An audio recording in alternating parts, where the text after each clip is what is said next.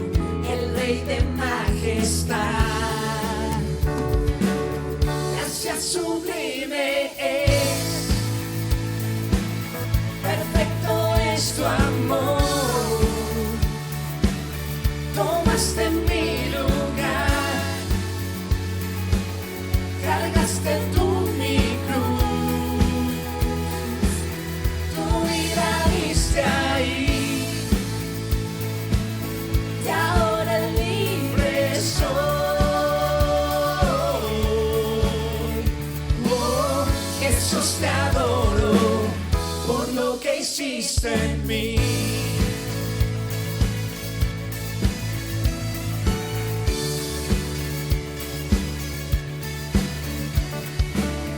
Pusiste en orden todo el caos, nos adoptaste como tus hijos, el Rey de Gloria, el Rey de Gloria, el que gobierna con su justicia y resplandece con su belleza, el Rey de Gloria, el Rey de majestad. Gracia sublime es, perfecto es su amor, tomaste mi lugar, cargaste tú mi cruz, tu vida diste ahí, y ahora libre soy. Hoy quiero que vayas a Hechos 17 y vamos a leer del verso 10 hasta el verso 15. Permíteme leerlo en la Biblia de las Américas y me puedes seguir en la versión que tú tengas. Verso 10. Enseguida, los hermanos enviaron de noche a Pablo y a Silas a Berea, los cuales al llegar fueron a la sinagoga de los judíos.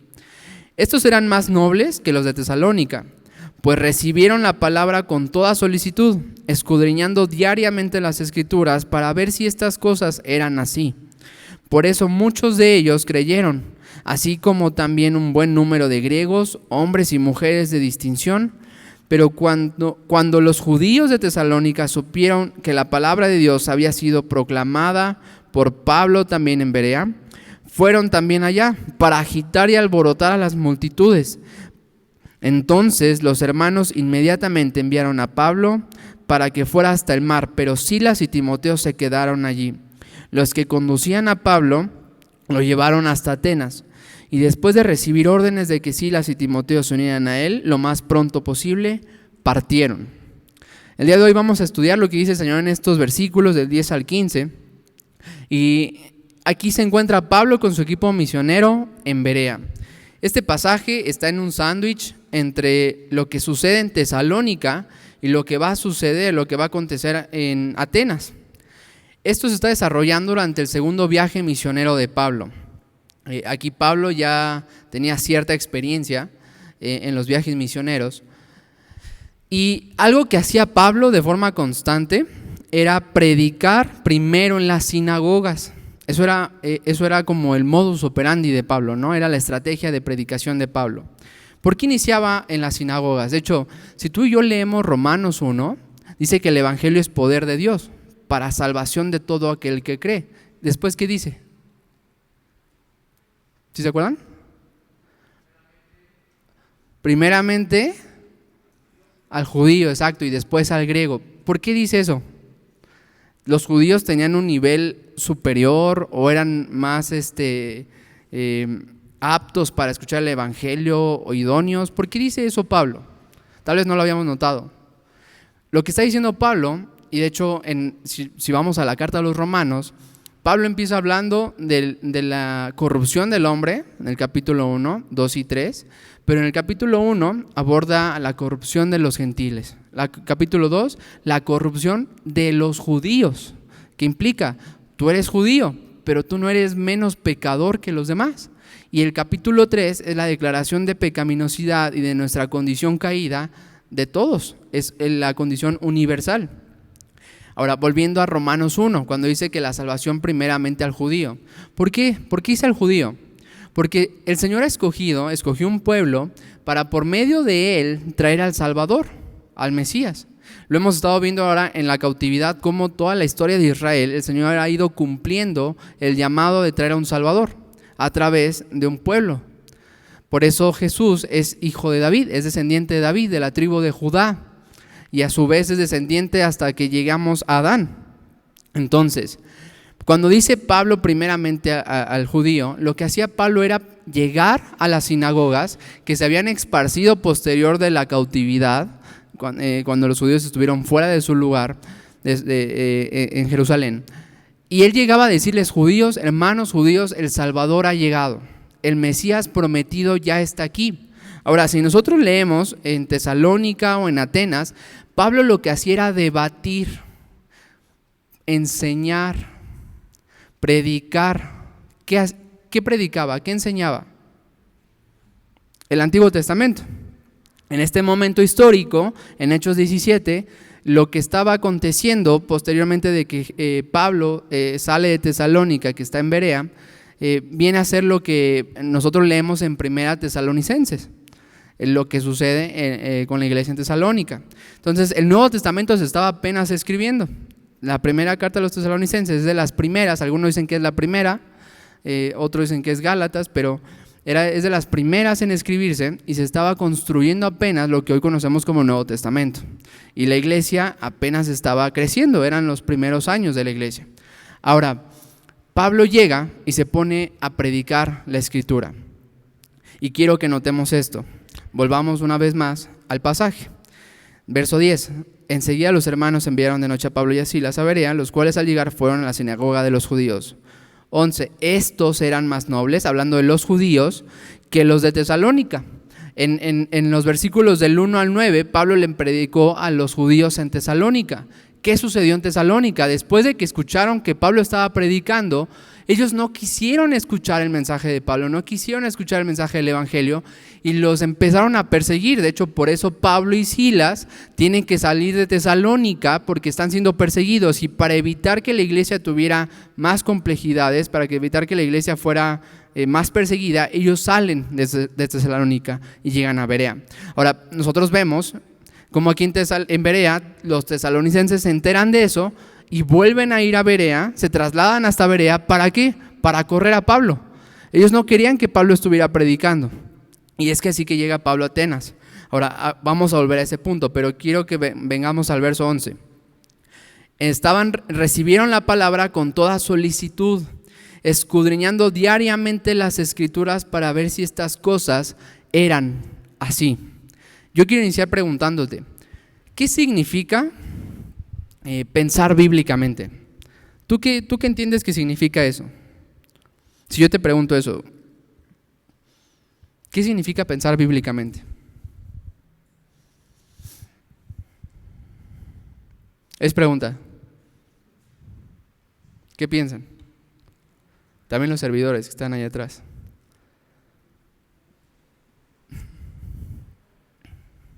¿Alguien aquí piensa bíblicamente? ¿Nadie piensa bíblicamente? Ok.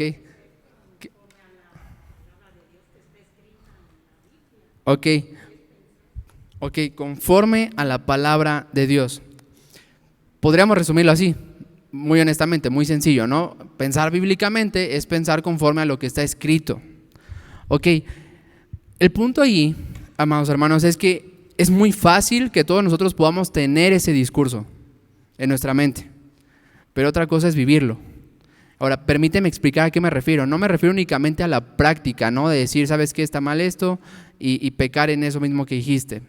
A lo que me refiero, o lo integral de pensar bíblicamente, implica que tú y yo analizamos y vemos todas las situaciones y a las personas y discernimos todo lo que experimentamos a través de la Biblia.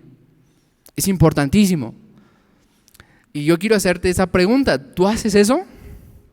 O sea, cada decisión que tú tomas o pensamiento que viene a tu corazón, lo filtras y dices, ok, esto pensé, ¿qué dice el Señor en esto? Esto sentí, ¿qué dice el Señor al respecto?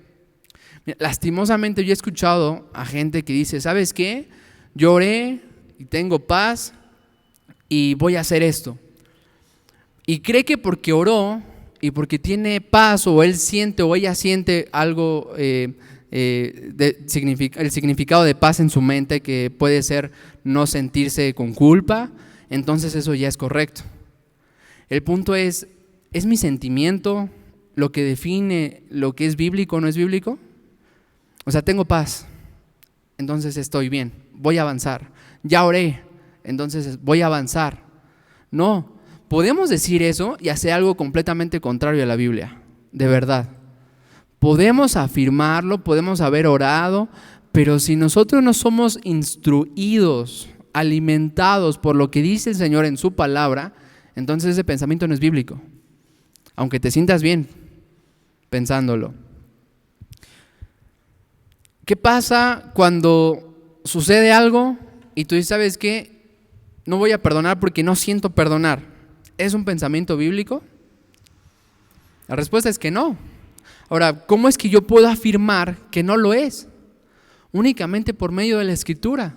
Mira, lo que sucede aquí es sumamente importante porque Pablo llega a predicar y ¿qué hicieron? No dijeron, ok, lo que dices es cierto, déjame revisarlo. Contrastaron, revisaron, estudiaron. ¿Tú estás diciendo esto, Pablo? Ok. Voy a investigarlo. Imagínate que yo te diera una cita. Efesios 5:8 dice esto. Y me paso otra cita y sigo hablando.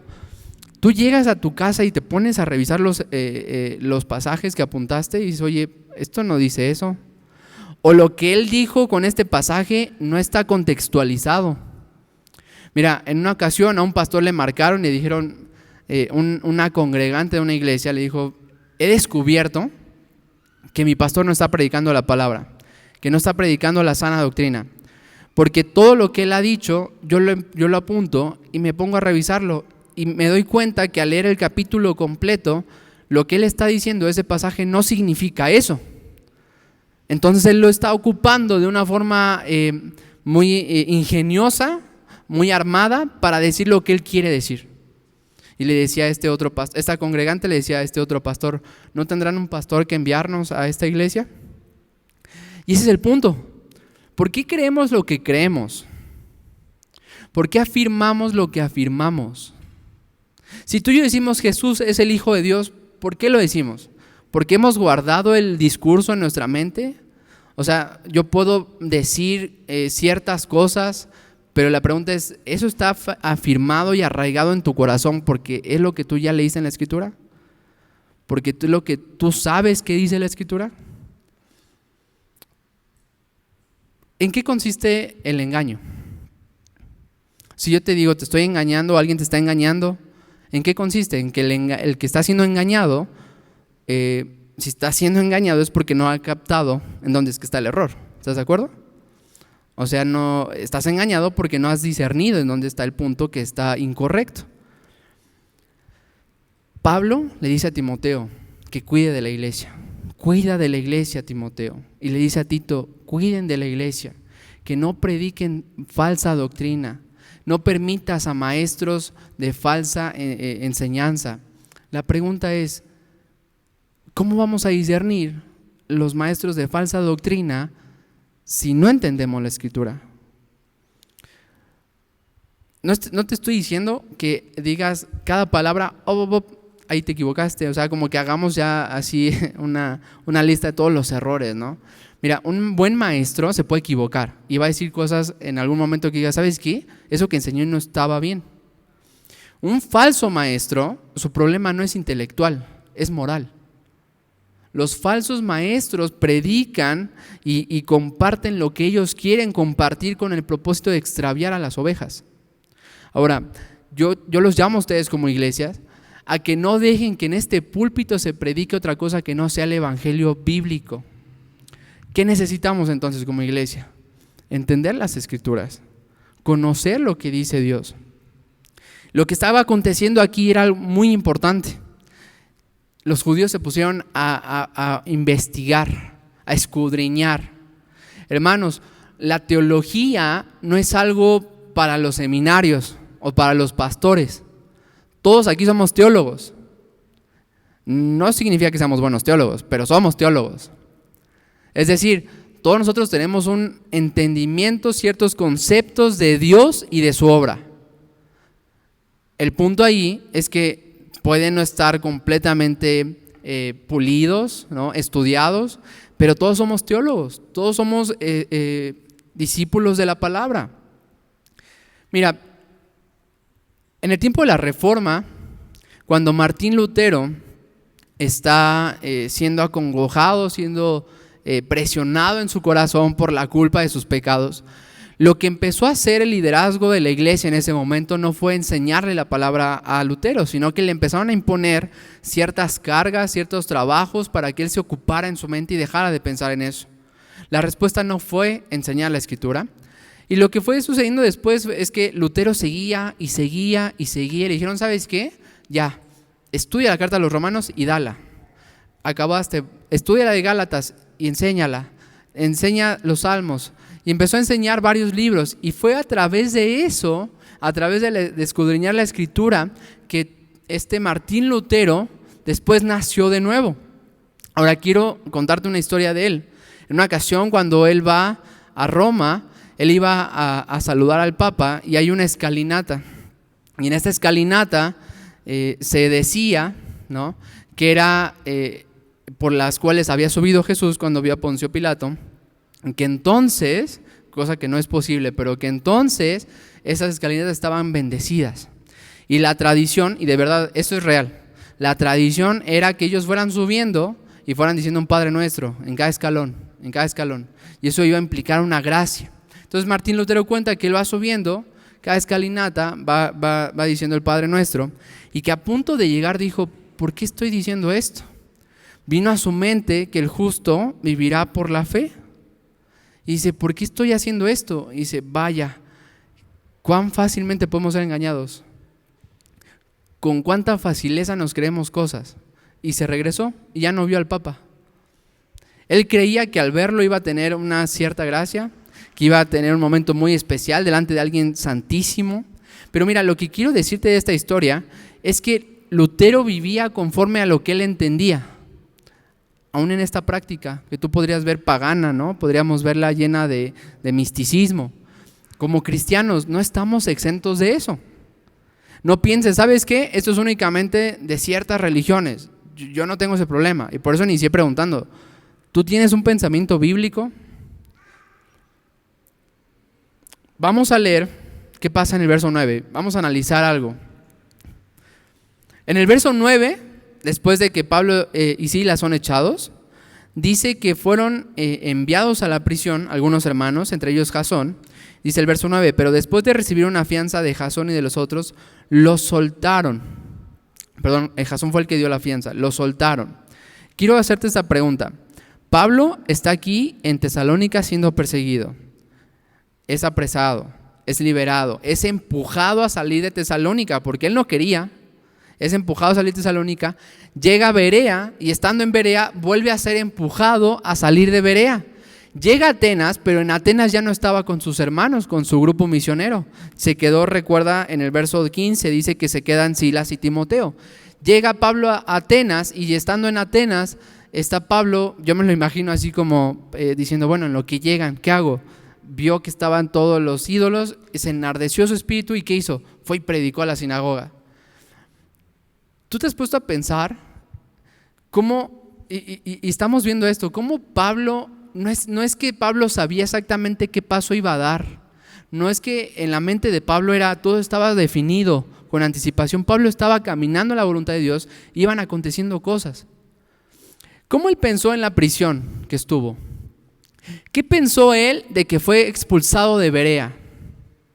Porque nosotros leemos que en Tesalonicenses, y él dice a los filipenses, que el diablo le ha sido opositor a predicar el evangelio. De tal forma que el concepto y lo que él entiende de la obra del diablo está filtrado por la Escritura. Él es expulsado de Berea y luego llega a Atenas y se pone a predicar en Atenas en lo que llegan los hermanos. Pregunta, ¿cómo podemos vivir? ¿Cómo podía vivir Pablo esto si no lo vivía a través de la luz de la palabra? ¿Qué implica o qué quiero decir con esto? Prisión, conflicto, persecución, oposición. ¿Sabes que esto no es la voluntad de Dios? Porque está siendo muy complicado, por aquí no va. ¿Eso fue lo que dijo Pablo? No. Otra pregunta, ¿Pablo sabía exactamente qué iba a suceder? No, tampoco. Pablo no era Dios. Y muchos de nosotros pensamos en Pablo y decimos, es que Pablo estaba hasta arriba, ¿no? O sea, un hermano en santidad, lleno del Espíritu. Y sí, pero Pablo también tenía temores. Pablo tenía dudas. Pablo llegó a cuestionarse y él mismo dice, nosotros llegamos a pensar que íbamos a morir y el Señor nos dejó que pensáramos eso para que después Él nos mostrara que Él era nuestra salvación. Mira, Pablo estaba caminando haciendo la voluntad de Dios y descubriendo lo que iba el Señor realizando. ¿Cómo tú y yo vivimos?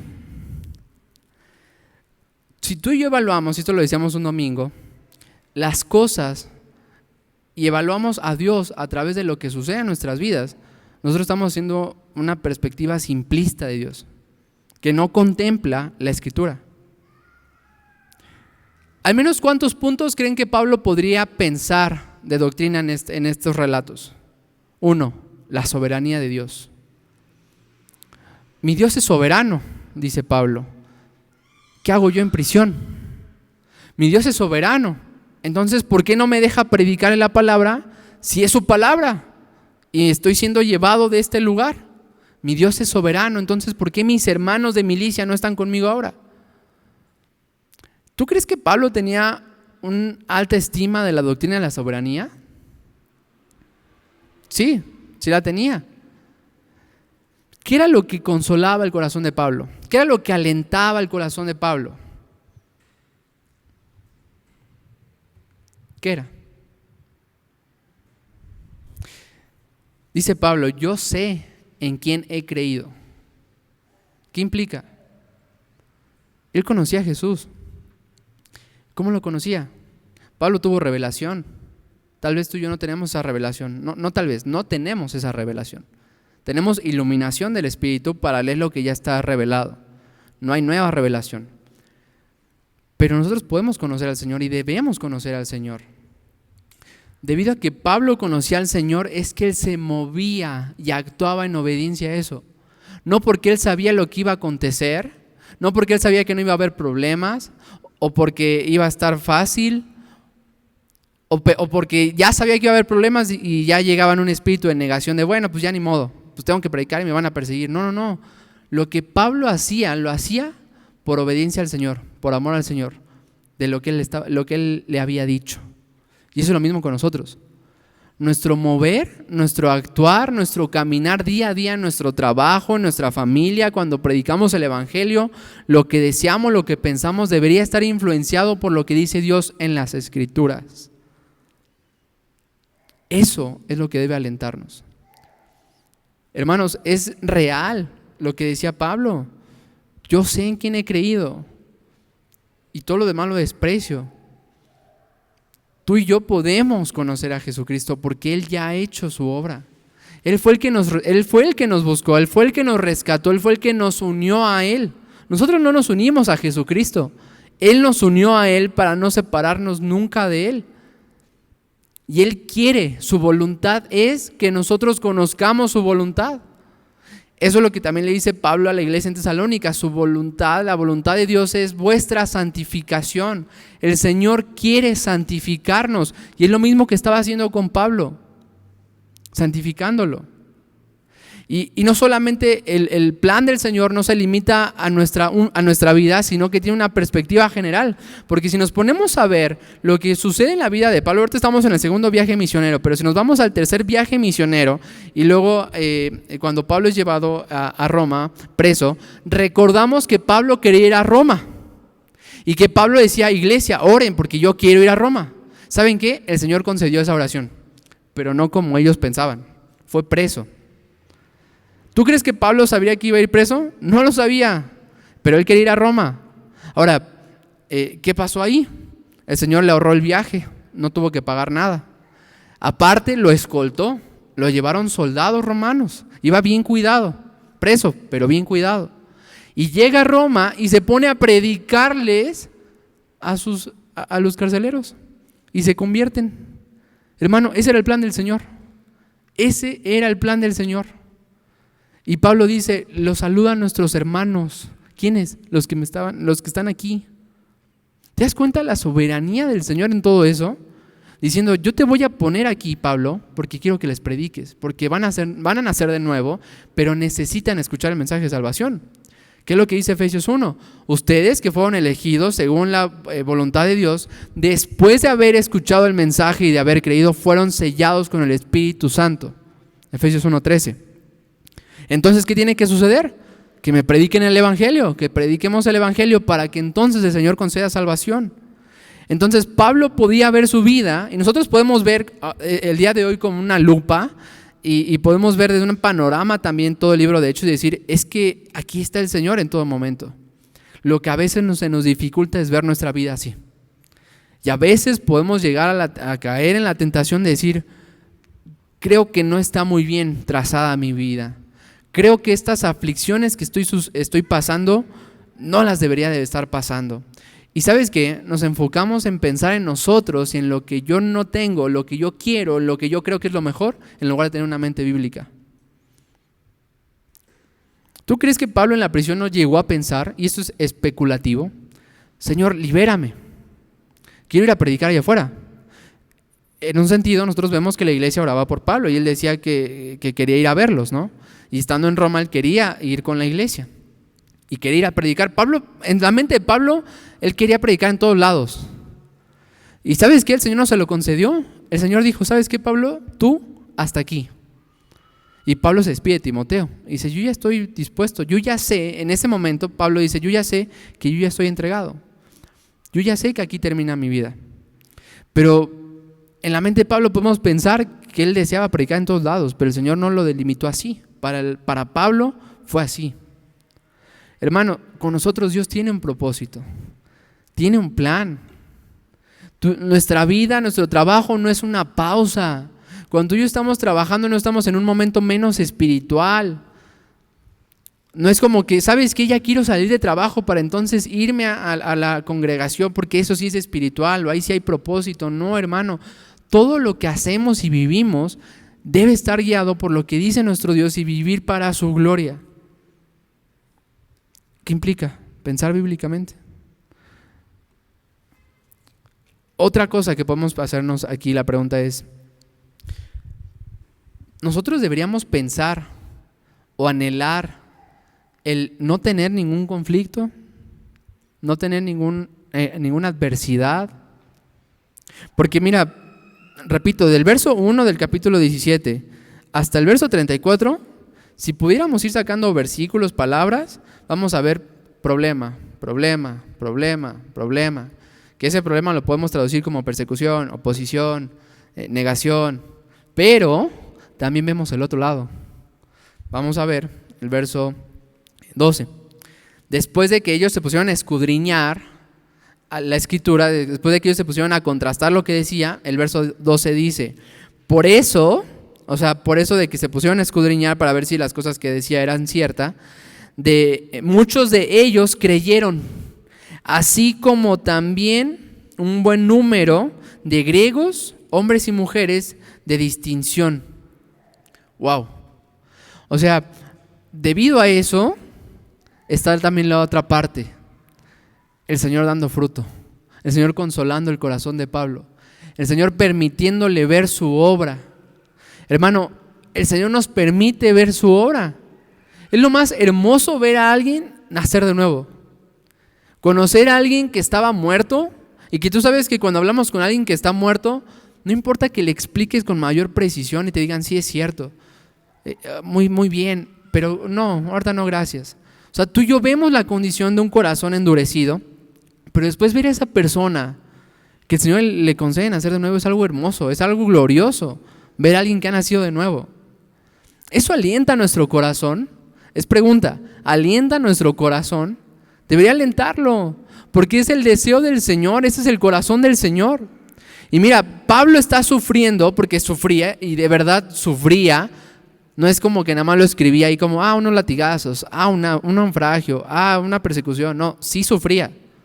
Y sufrimiento tanto físico como espiritual. O sea, él decía, estoy cargado, estoy cansado porque quiero saber cómo están mis hermanos en la iglesia en Tesalónica. Cuando él está en Berea, está pensando en Tesalónica. Cuando él está en Atenas, está pensando en Berea y en Tesalónica, más las otras iglesias que había plantado en el primer viaje misionero. Nosotros nada más tenemos una. Hay que pensar en ella. Hay que anhelar con todo nuestro corazón que el Señor cambie nuestro corazón y que nos permita anhelar a nuestros hermanos. Él decía, yo deseo ir con ustedes, le dice a los romanos, para completar su fe, para ministrarles y ser ministrado por ustedes. Él sabía que solamente Dios hace crecer a los creyentes. Solamente Dios da arrepentimiento. Solamente Dios hace que se produzca fruto, el Espíritu.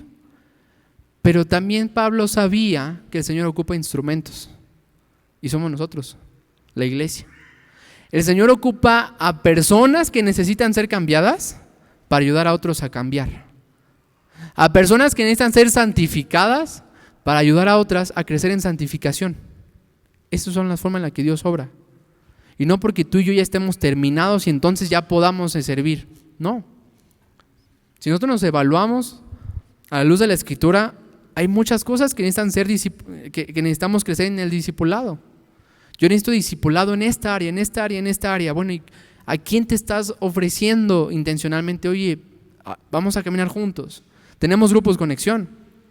¿Lo tomas en serio? ¿O es bueno, me tengo que conectar esta semana en mi grupo conexión? A las 7, bueno, pues ya a las 7. No pongo mi alarma intencionalmente, después digo, ay, ¿qué crees que no la puse?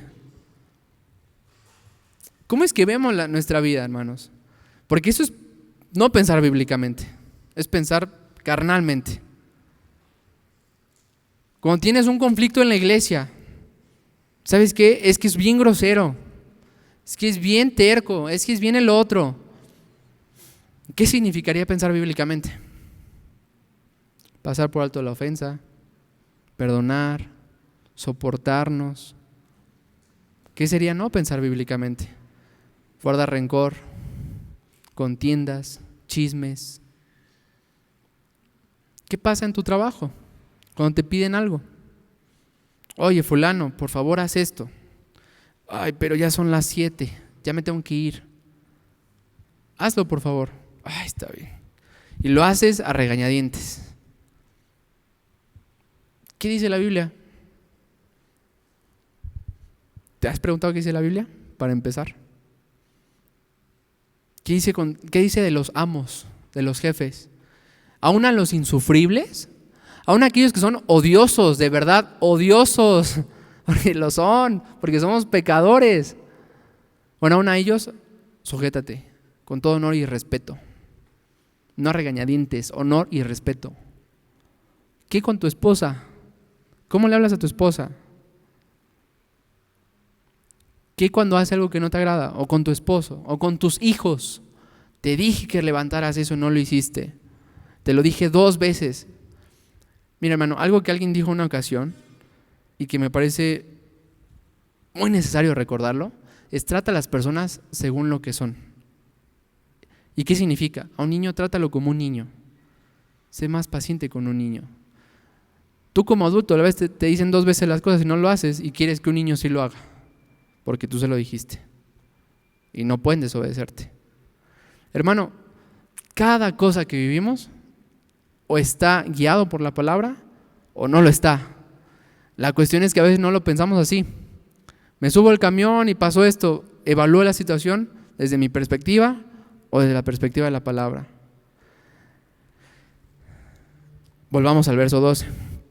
Pablo está lleno de gozo porque el Señor ha concedido nacer de nuevo a hombres y mujeres que son griegos, dando testimonio a los judíos de que la salvación no era únicamente para los judíos, que la salvación, y de hermanos, nunca lo fue. El plan del Señor nunca fue quedarse con un pueblo étnico. Ya lo habíamos visto, pero volvamos a eso. Cuando le dice a Abraham que serían benditas todas las naciones, implicaba eso. Cuando vamos a las Escrituras y vemos cómo el Señor llamaba al pueblo y la promesa de este Redentor era una redención y un gobierno universal, que no iba a hacer distinción entre judío y griego. Pablo dice que él ya rompió esa barrera, ya no hay distinción, no hay cristianos de primer nivel, que sean los que eran judíos, y cristianos de segundo nivel. De hecho, por eso Pablo reprende a Pedro. ¿Te acuerdas? En Gálatas. Dice, porque entonces venían algunos que eran de la circuncisión, es decir, judíos, que se habían convertido, y entonces empezaron a replegar, a no hablarles. ¿Y sabes qué dice? Que aún Bernabé, aquel que se le llama el hijo de consolación, mira, eso es importante. Cuando tú ves ese tipo de cosas, vemos cómo el Espíritu se refiere a una persona, el hijo de consolación.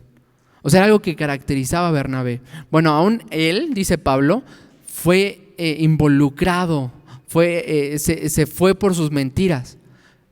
Y se estaban apartando y dice Pablo, no hagas esto porque no es conforme al Evangelio. Pablo dice, no hay distinción, no hay salvación por obras, no hay nada que tú puedas hacer para ser aceptado delante del Señor si no es por la obra de Jesucristo. Entonces somos un pueblo, somos hermanos, somos uno. Bueno, eso a lo mejor a nosotros nos cuesta como verlo el día de hoy porque nosotros no estamos en ese contexto cultural, pero ¿qué pasaría el día de hoy si vemos que alguien que es de la India se arrepiente? En todo el contexto religioso, diríamos, oh, gloria a Dios, porque no hay barreras para el Evangelio. No hay nadie que haya sido escogido por Dios que no vaya a responder al mensaje del Evangelio. No importa que esté en el Islam, no importa que esté en cualquier religión, no importa en qué extremo esté, si el Señor lo ha elegido, va a arrepentirse y creer. Y eso da testimonio del poder de Dios.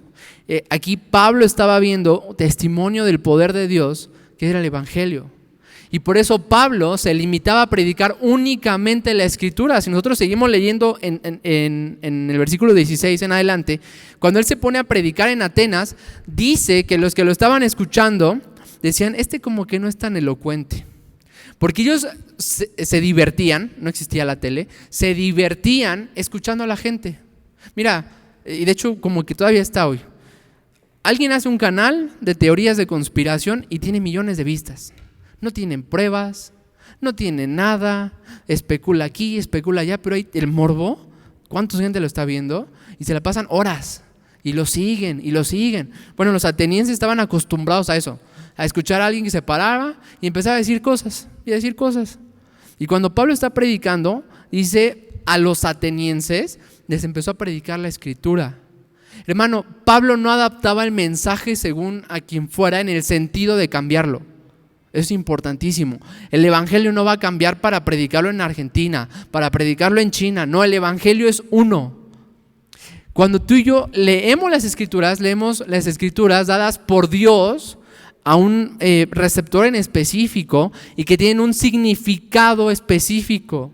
Las Escrituras no significan para ti una cosa, para ti otra cosa, para ti otra cosa, para ti otra cosa y para mí otra cosa. No, hermanos, las Escrituras no significan lo que cada quien quiera que signifique. Hay un único significado. Puede haber diferentes aplicaciones, pero no diferentes significados. Yo no puedo decir mira este pasaje y para ti, ¿qué significa? Ah, ok, perfecto. ¿Y para ti? Ah, ok, aunque lo que digan sea contrario. No. Pablo tenía en alta estima la Escritura porque sabía que era de Dios y que venía de Dios. Tú y yo tenemos que ver la Escritura así. No hay ningún hombre que se pare en un púlpito o nosotros mismos cuando evangelizamos o estamos dando un consejo que tengamos autoridad para decir algo si está fuera de la palabra de Dios. Nada. Nosotros no podemos hacer eso. Así que cuando tú aconsejas, cuando tú evangelizas, piensa, yo vengo aquí como un embajador, como un representante, como un heraldo del Dios de los cielos. No vengo en mi nombre. Y sabes que si tú y yo creemos eso, entonces vamos a ser serios con las Escrituras. Yo no vengo en mi nombre, yo no vengo a decirte lo que pienso, sino lo que mi Dios dice. Así dice el Señor. Esa frase la vemos en el Antiguo Testamento una y otra y otra. ¿Qué implicaba?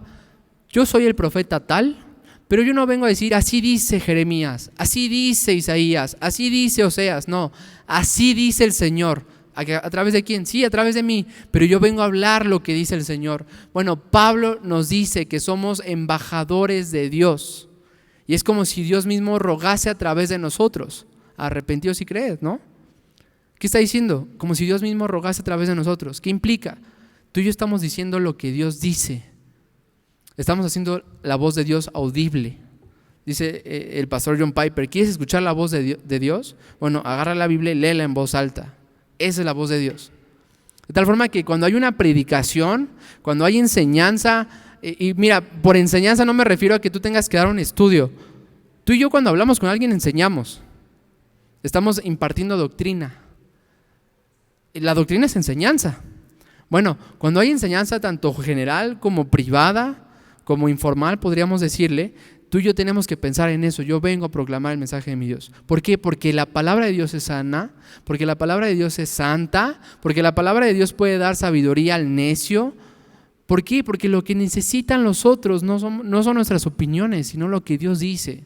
Lo que necesita la iglesia para crecer en santificación es la palabra de Dios. Por eso es que tú y yo cuando aconsejamos con la Biblia en el centro.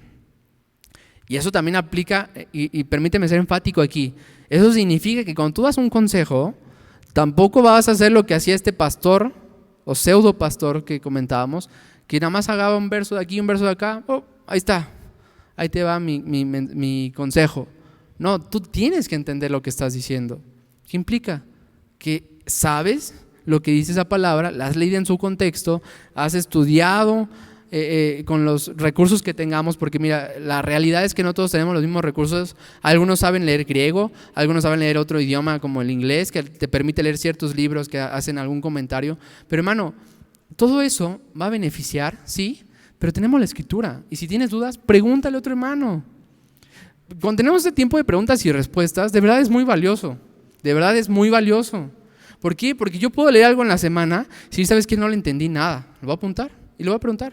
No necesariamente significa que el pastor ya se lo sepa por completo, porque seamos honestos, venimos delante del pastor, de los pastores, y le decimos, pastor, yo tengo esta duda de Zacarías, yo de Jeremías, yo de Apocalipsis, y queremos que todo lo traigan fresquecito, pues no va a ser posible.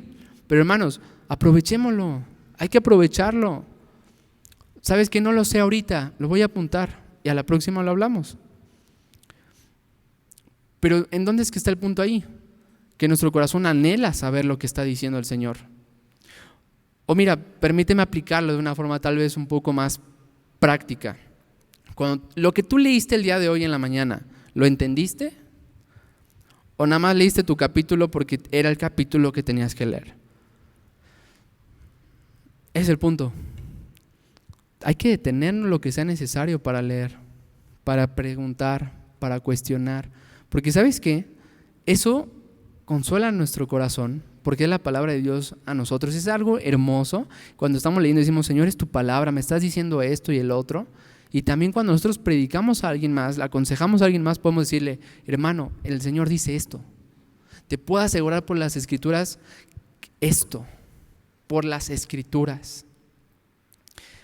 En el tiempo de la Reforma, volvamos una vez más a Martín Lutero, cuando él es llamado a la dieta de Worms, en un miércoles, le dicen, retráctate de lo que has dicho. No le pidieron que se retractara de todas sus tesis, solo de algunas de ellas. Pero él dijo, pidió un día más, y cuando le conceden este día, está una vez más delante de ellos, él empieza a explicar y le dice von Eck, ¿sabes qué? Deja de hablar así. O sea, en pocas palabras de lo que decía, deja de ser tan palabrero y dinos lo más resumido. Porque Martín Lutero tenía esa fama de ser muy elocuente, de ser muy locuaz y tener como esa capacidad de meter palabras, ¿no? Y le dice von Eck, a ver, dínoslo, sin tantos dientes. Y dijo, debido a que he visto, se ha demostrado que lo que han dicho se contradice con la Escritura, yo no puedo creer, ni confiar, ni depositar mi fe en lo que dice alguien, si no es lo que dice en la Escritura.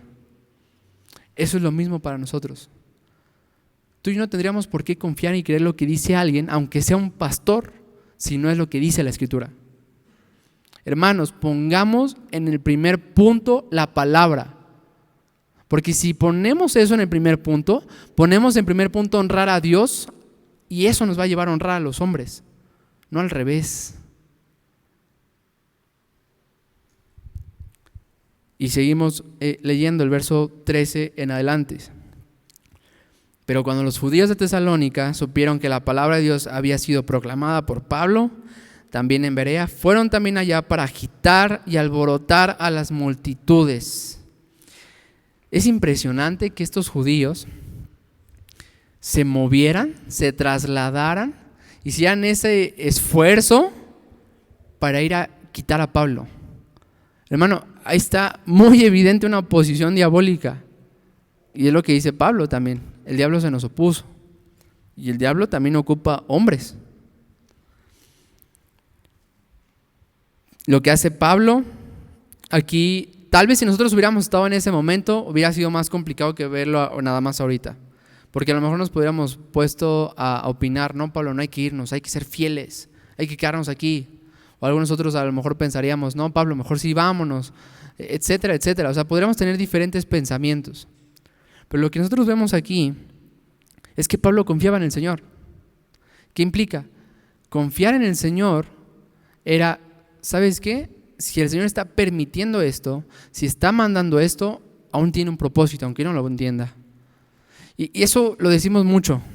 Y Pablo normalmente no dice eso, ¿verdad? Nosotros no leemos las epístolas diciendo, Pablo tiene un propósito, aunque no lo entendamos. Lo dice de otra forma. Pero el punto ahí es que Pablo está en esta situación diciendo, esto no ha dejado de estar en el control de mi Dios. Como hemos hablado en ocasiones pasadas, nosotros no le damos el control a Dios. Él ya lo tiene. Él no nos tiene que pedir permiso en nada. Decía un teólogo, o Dios lo controla todo o no controla nada.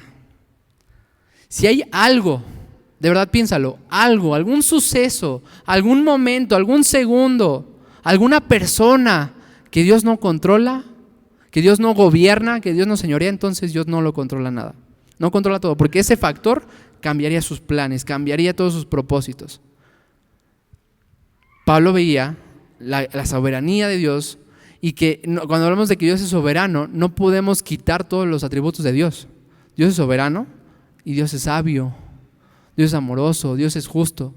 Así que nosotros somos guiados por la mano de un Dios soberano y sabio en todas nuestras vidas. Y Pablo no se detiene ahí, continúa. Pero cuando viene el tercer viaje misionero, ¿qué crees? Pablo vuelve a esas iglesias. No significa que Dios dijo, mira, para siempre nunca vas a venir aquí. El Señor le dijo, ok, aquí ya trabajaste, vamos a seguir trabajando. ¿Cómo se lo dijo? Llevándoselo, permitiendo esa persecución, moviéndolo. Y ¿sabes qué? Cuando viene el tercer viaje misionero dice, bueno, Pablo, vuelve a pasar por ahí, porque es tu última vez que pasas, Pablo. Pablo no sabía que era la última vez, pero estaba pasando por última vez. Y después viene lo de Roma, y después viene el momento en que Pablo se encuentra con su Señor. Hermano, así es nuestra vida. Nuestra vida no tenemos que conocer absolutamente todo lo que va a suceder. No tenemos que conocer cada bache que vamos a pasar, cada momento de oscuridad. Lo que sí tenemos que conocer es al único Dios vivo, que reina en los cielos, que nos ha salvado y que nos ha dado su palabra para que por medio de ella y de sus preciosas y maravillosas promesas, nos aferremos a Él y dejemos todo lo que vivíamos, todo nuestro pecado. El Señor quiere hacernos conocer su voluntad. No lo dudes, de verdad, no lo dudes. ¿Te falta sabiduría? Pídesela a Dios y Él la dará abundantemente. ¿Quieres crecer en santificación? Pídeselo a Dios, es su voluntad. ¿Quieres que el Señor te dé palabra para predicar el evangelio porque crees que no eres capaz? Pídeselo a Dios. Pablo le decía a la iglesia: oren por mí para que mi boca sea abierta y hable con fidelidad. ¿Eso significaba que Pablo dejaba de esforzarse? No. La soberanía de Dios no se contrapone con el esfuerzo del hombre. Es importantísimo. Mi Dios es soberano, entonces voy a esforzar, voy a actuar, voy a caminar, porque confío en su soberanía. Nosotros vemos aquí a nuestro Dios retratando en todo el libro de los Hechos que estaba cumpliendo sus propósitos eternos. Y también lo está haciendo en nuestras vidas. Estamos en sus manos. Y nada ni nadie nos podrá separar del amor de Dios, que es en Cristo Jesús, Señor nuestro. Incluso todas las adversidades, persecuciones, dice, somos más que vencedores. Más que vencedores, aún con todo esto. Porque no hay nadie que vaya a detener el poder del evangelio, la predicación. ¿Y sabes qué? Como nosotros somos ese medio, nosotros vamos a ser llevados a donde el Señor quiera llevarnos y va a abrir nuestra boca, nos va a permitir hablar con valor, no porque seamos los más valientes, sino porque el Señor nos fortalecerá para el momento oportuno, para la prueba. Nosotros podemos confiar en nuestro Dios, hermano. Así que vamos a orar juntos el día de hoy.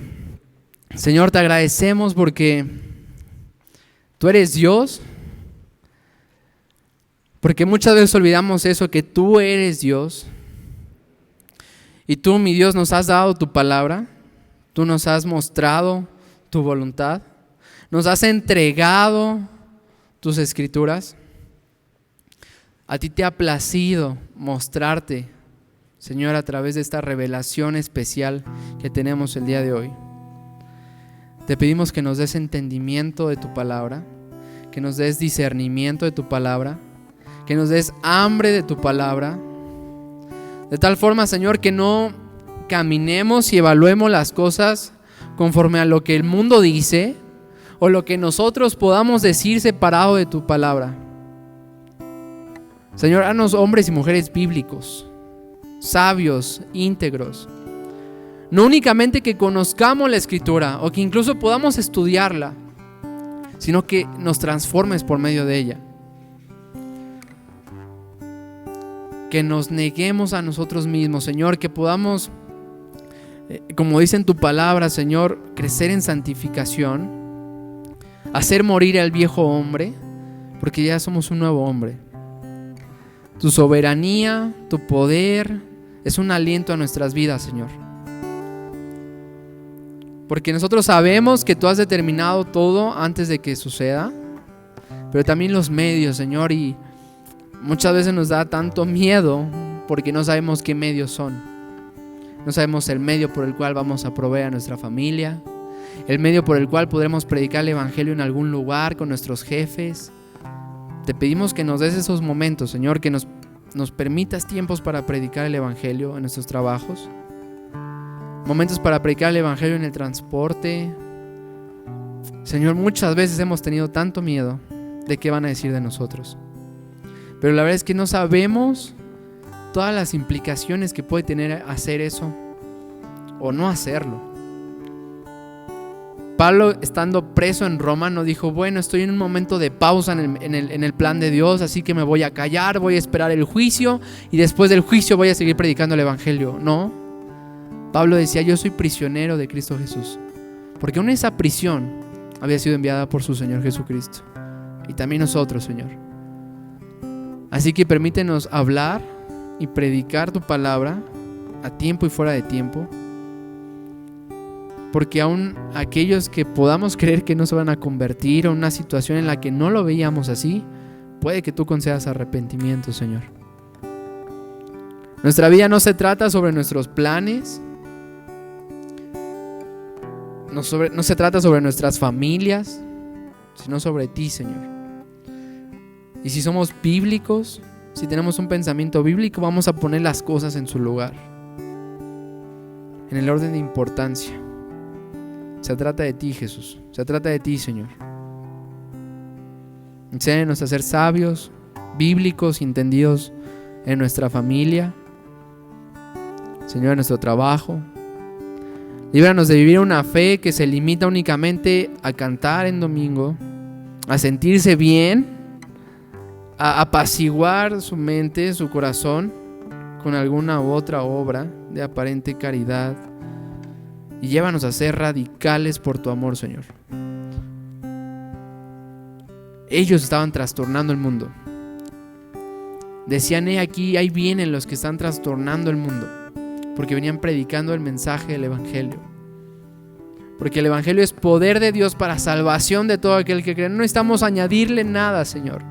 No necesitamos hacer hermoso lo que ya es hermoso. No necesitamos adornar tu palabra, sino solamente ser fieles a lo que tú has dicho en tu palabra.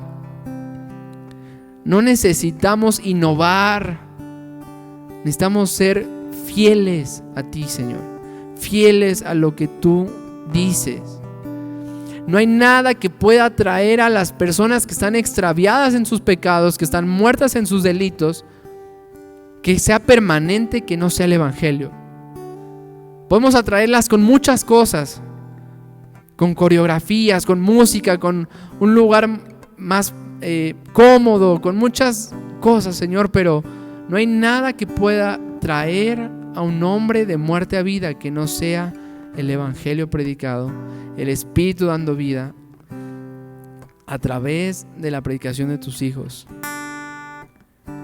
Enfoca nuestras mentes, Señor, que si hemos estado caminando ya bastante tiempo, evaluando el mundo, evaluando los conflictos internacionales, queriendo ser los que tienen la nueva revelación, o incluso pensar que en eso no tiene nada que ver lo que tú dices, o nada que ver tu soberanía, o nada que ver tu poder.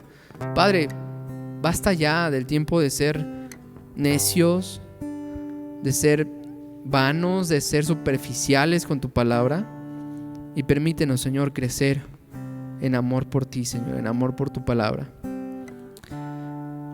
Que atesoremos, Señor, tu palabra de tal forma que todo aquel que se pare en este púlpito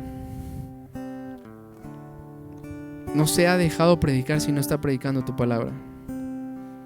Que todo aquel que aconseja, que evangeliza, lo que desea en su corazón, lo que deseemos juntos sea que tú seas glorificado.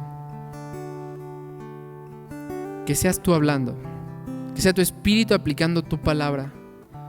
Queremos eso, Señor, que tu Espíritu se mueva entre nosotros y que apliques tu preciosa y hermosa palabra el día de hoy. Te agradecemos por este momento que nos has permitido, Señor, y oramos en tu nombre. Amén y amén.